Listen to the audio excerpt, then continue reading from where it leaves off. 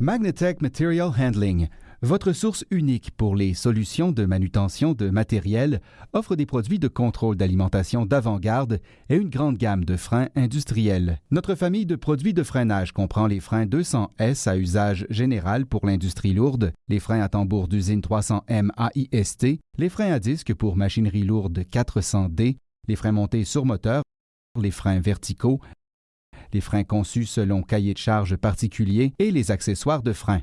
Cette vidéo décrit l'installation de base et la procédure de vérification pour le frein à tambour industriel CA à poussoir de segment 300M AIST de la série MBT de Magnetec.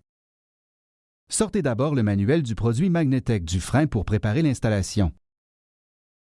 Le manuel contient des avertissements, des mises en garde et des directives pas à pas pour l'installation et le réglage, une description du fonctionnement, un schéma du produit ainsi que les outils caractéristiques requis pour l'installation, dont un tournevis plat, des coupe-fils, des clés ouvertes, une clé ajustable et un maillet souple.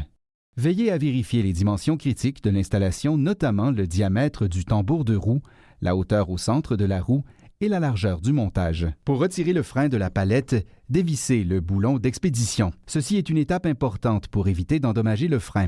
Retirez aussi les autres boulons.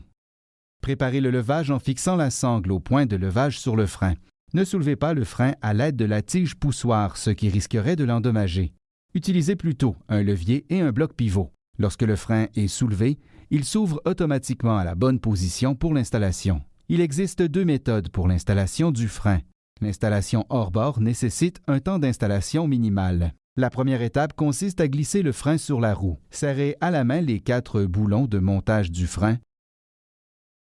Laissez le frein serrer la roue et se centrer en vérifiant que la limite de course de réserve correspond aux mesures indiquées dans le manuel du produit. Si la course de réserve ne correspond pas aux spécifications du manuel, désengagez d'abord le plongeur de la fente d'ajustement automatique pour permettre le déplacement. Vous pouvez ajuster la tige poussoir par l'embrayage d'ajustement automatique comme montré ou pour les freins à ajustement manuel par l'écrou de la tige poussoir. Une fois la tige poussoir ajustée, mesurez de nouveau la course de réserve. Si la course de réserve est adéquate, alors finissez de serrer les boulons de montage. Activez le plongeur à ajustement automatique. Une fois que ces étapes pour l'installation hors bord sont terminées, le frein est prêt à être utilisé. La seconde méthode d'installation, l'installation en ligne, nécessite le démontage du frein. Retirez le pivot supérieur aussi loin que possible de l'actionneur. Après le démontage, installez le frein sur la roue en position de montage. Pour remonter le frein, nettoyez les composantes et utilisez un adhésif de blocage conformément aux directives dans le manuel d'instruction. Enduisez les filets du bloc pivot d'adhésif de blocage afin que le pivot ne coince pas le palier lors du remontage du boulon. Posez le boulon du pivot et serrez avec une clé dynamométrique au couple indiqué au manuel. Pour reconfigurer le frein, suivez les étapes suivantes. Pour régler la fonction d'ajustement automatique, il faut d'abord désengager le plongeur de la fente d'ajustement automatique afin de permettre le déplacement. Tournez l'embrayage à ajustement automatique dans le sens anti-horaire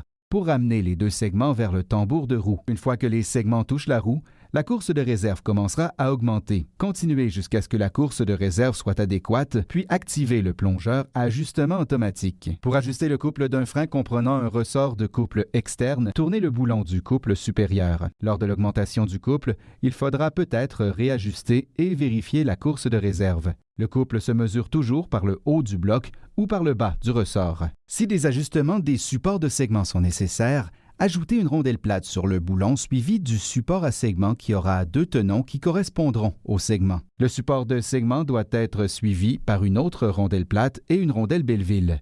La rondelle Belleville doit être orientée de manière à ce que le rebord extérieur soit contre la rondelle plate. Ajoutez un écrou à créneau dégagé après la rondelle Belleville. Serrez l'écrou à créneau dégagé jusqu'à ce que la rondelle Belleville soit bien à plat, puis desserrez d'environ 60 degrés. Percez et bloquez la quincaillerie avec une goupille fendue. Ceci n'est pas nécessaire lors du remplacement des segments. On peut trouver des directives pour cette procédure dans le manuel du produit. Lors de l'ajustement de l'égalisation automatique, l'arrière de l'arbre, qu'on ne voit pas ici, doit être bloqué par une rondelle plate, une rondelle Belleville et 2 écrous de blocage.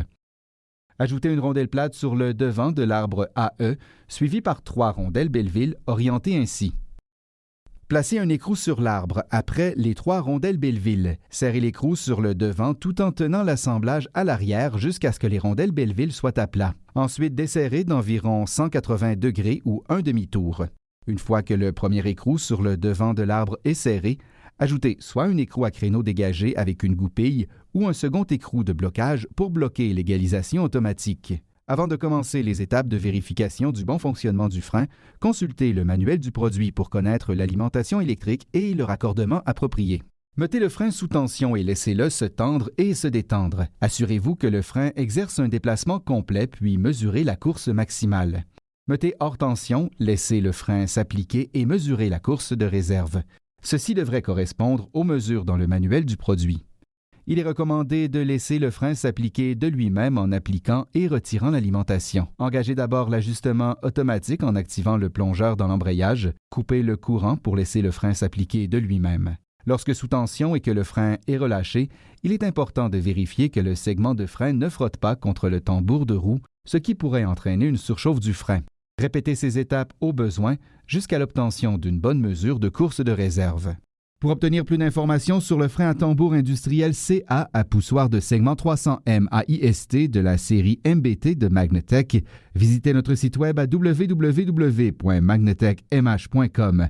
Découvrez également sur le site web de Magnetec notre gamme complète de freins d'avant-garde ainsi que tous nos systèmes de contrôle d'alimentation et solutions pour la manipulation de matériel. Pour toute question, prenez contact dès aujourd'hui avec Magnetec.